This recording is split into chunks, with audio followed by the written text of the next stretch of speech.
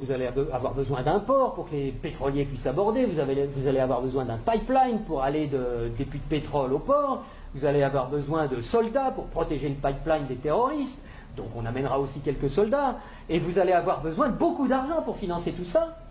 Et à qui vous allez acheter tout ça? Où sont vos entreprises? Mais on vous a dit, on n'a pas d'entreprise. Ah bon? Bah écoutez, c'est pas grave, nous on en a.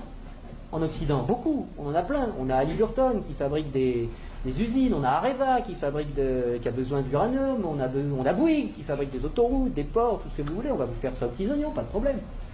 Et c'est comme ça que ça marche.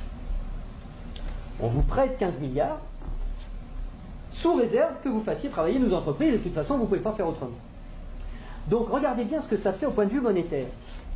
Il y a 15 milliards qui sont créés ex nihilo par le Fonds monétaire international et la Banque mondiale.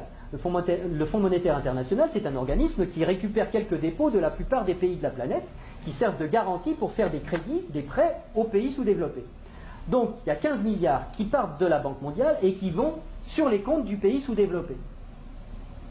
Et aussitôt ces 15 milliards-là qui sont dans le pays pauvre, ils retournent dans le pays riche pour aller payer des entreprises occidentales qui vont dans le pays pauvre faire du boulot, construire des trucs.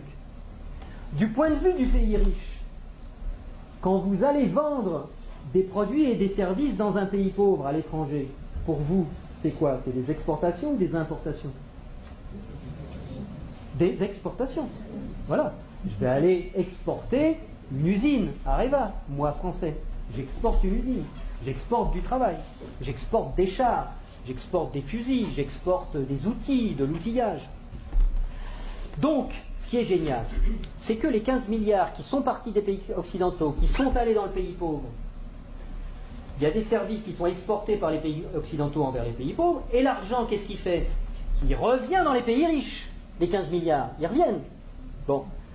Et donc les 15 milliards, c'est comme si on avait eu une belle-sœur qui avait emprunté 15 milliards et qui nous les distribue, puisque les ouvriers des entreprises des pays occidentaux, les actionnaires des entreprises des pays occidentaux, ils vont avoir plus d'argent grâce à ces 15 milliards qui reviennent. Donc ils vont les dépenser dans l'économie, ça nous fait des transactions nouvelles, de l'emploi nouveau, qui va ruisseler dans notre économie. Mais c'est pas tout à fait comme si c'était des belles-sœurs qui les avaient empruntées, parce que les belles-sœurs, il aurait fallu qu'elles rendent les intérêts, et donc qu'elles reprennent leur argent, et qu'elles en reprennent le double, et que nous, on ait des nouveaux emprunteurs qui arrivent pour payer les intérêts des nouvelles belles-sœurs.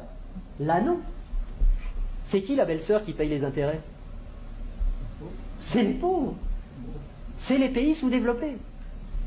Et donc on a été leur construire des trucs qui vont nous permettre d'exploiter leurs richesses.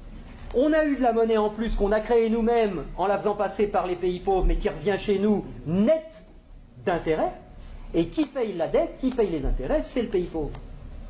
Et ils ont deux solutions. Soit ils empruntent à nouveau le montant des intérêts pour pouvoir nous les rembourser, ce qui double leur dette. C'est pour ça que des fois vous entendez des présidents de pays sous-développés qui disent « Mais c'est pas possible, on l'a déjà payé 15 fois la dette, comment ça se fait qu'il faut qu'on paye encore ?»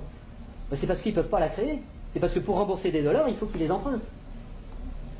Puisqu'il n'y a que nous, les Occidentaux, qui peuvent créer des dollars pour les endetter. Et donc, soit ils empruntent pour continuer à payer leurs intérêts, soit ils vendent leurs ressources pour presque rien. Ce qui nous permet à nous d'avoir le niveau de vie qu'on a.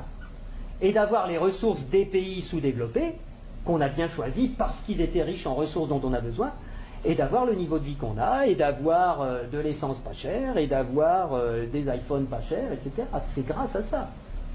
Donc il faut réfléchir à ça aussi. Il faut savoir que si on a le niveau de vie qu'on a, c'est parce qu'il y a une prédation sur les ressources de la Terre entière, qui nous profitent.